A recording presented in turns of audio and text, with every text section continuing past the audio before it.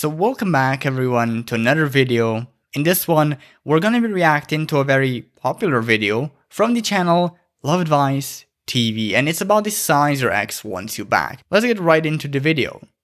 Oh no, let's actually not get right into the video, because if you want to get your ex back, or if you want to go deeper into getting your ex back, I have a really cool gift for you.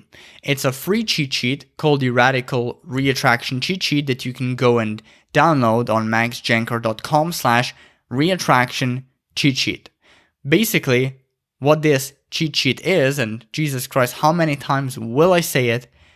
It's a one-page PDF with quick information about every step of getting your ex back. No contact, how to approach it, dating your ex, transitioning into a relationship, asking them out, all the 9 yards basically. So I really urge you, maxjancar.com/reattraction cheat sheet. I'm gonna link it below in the comments and description too. Now let's get into the video. Okay, so the temptation is to, at first glance, say when he starts to reconnect with you, when he starts to ask you questions and to obviously be engaged and flirt with you and, you know, have these more intimate conversations, but that's too obvious, right? Yeah, that is very obvious, but it's like one of the key biggest signs like a lot of people miss, or a lot of people don't know how to handle when it happens. And the way you handle it is, by the way, I talk more about this in my video on how to get an ex back, also available on my YouTube channel. You simply invite your ex on a date. At its simplest, just invite your ex on a date if and when they reach out. The only exception is if they're talking and reaching out with the intention of discussing logistics like kids, work, who will have the car this week, stuff like that. This might surprise you, but the signs that you are on the cusp are actually when you start to enjoy life again, when you start to feel fulfilled or look forward to different things, or when you're not too hung up on this breakup recovery. So the sign your ex wants you back is when you feel fulfilled, when you have your shit together, basically. Yeah, I'm gonna call bullshit on that. First of all, it's rarely the case that you'll have your shit together while simultaneously wanting your ex back. And also, how does my internal well-being, how does that relate to my ex starting to feel like they want to rekindle things?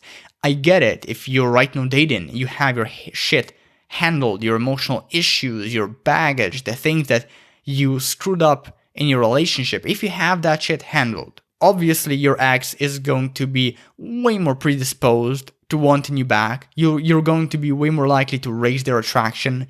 But if you two are like apart, it just doesn't happen. It may take longer than expected, but men usually come back, especially if you let go and if you stop clinging on. Especially for those of you who were too needy. If you were desperate and basically tried to cling on to the relationship, once you start to let go, it is a clear sign based on our experience that good things are to come. So what basically Coach Adrian is saying is that it's not just about the internal work, it's also you giving your ex space. You not being needy and clingy and try to control them or try to spy on them or stalk them, stuff like that. And that's 100% correct. Good things will come, usually, if you just leave your ex alone, if you let them go. What I tell my clients all the time is, you know that you are starting to let go when you are able to create new patterns in your day-to-day. And the question that often comes right after is, but how will my ex know that I've changed if we're not talking? I don't agree with it. You are not moving on when you're rebuilding or when you're building new patterns. No, that's not moving on. That's just improving as a person. It is definitely a step in the right direction, don't get me wrong, but it's not moving on. Moving on is when you couldn't care less, even if the idea of getting back with your ex feels good, you couldn't care less, or you couldn't really care to the point where the emotions blinded you from reality or made you do stupid shit like stalk your ex or whatever. That they might, or whether they will, or whether they won't get back together with you, or whether your ex will reach out or not, things of that nature. And if you're able to walk away, pull away, and reinvest all that time that you gave your ex back into you, they're gonna know that you're changing because you're no longer desperate for their attention. You're no longer impeding on their ability to live a positive life. And in fact, you're actually enhancing the positivity of your own life. Again, totally agree. If you let them go for good, it actually shows you have self-respect. It actually shows you have a life, that you're not dependent on your ex to make you feel better, to make you happy, things of that nature.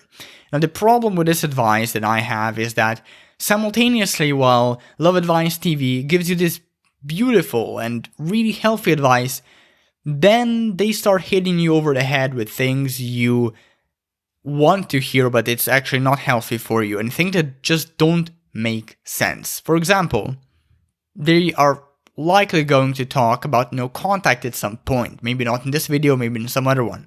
And they usually recommend go no contact for like 30 days and then reach out to your ex. Like, that's not chasing. Like, it just doesn't make sense. And when you're not reaching out to them, even when you're not communicating with them, if your ex is in doubt, if your ex is not progressing, they'll start to check out what you're doing. Why would someone be more attracted to you if you are not reaching out to them? Why does someone tell you they never wanted to have anything to do with you and then change their mind? Human beings are complex. We want what we can't have. We take what we have for granted. So this is another really important point Coach Adrian brings up. Human beings want what they can't have. Like, it sounds counterintuitive, it sounds kind of unfair. But it is true that the things that are scarce in our lives, and this stretches beyond our romantic relationships, tend to be the things that we deem as most valuable to us.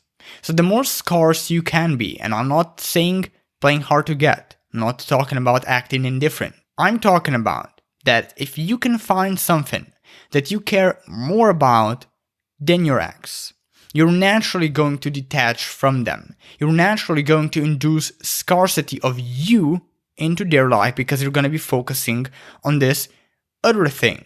It can be a cause, it can be a movement, it can be a certain purpose. It can even be stuff like making enough money to buy a fancy sports car, whatever. The point is, you have a focus that is separate from your ex, that actually frees you from constantly obsessing over your ex and whether or not you're gonna get them back. That is what makes you more scarce naturally, and that is what is going to essentially reattract your ex. Not guaranteed, of course. It rarely happens that people actually get back together, but if you do want to maximize your chances, that's one of the best ways. But anyway, that's the end of the video. If you want to go deeper into how to get your ex back, go and check out maxjancar.com/reattraction cheat sheet to download your free cheat sheet, which is basically, like I said, like one-page PDF document, quick information about all the steps of getting an ex back. How to reach out, when to reach out, how to handle dating, how to handle no contact, and how to handle transitioning into a relationship. So with that out of the way, I'll see you in the next video. Take care.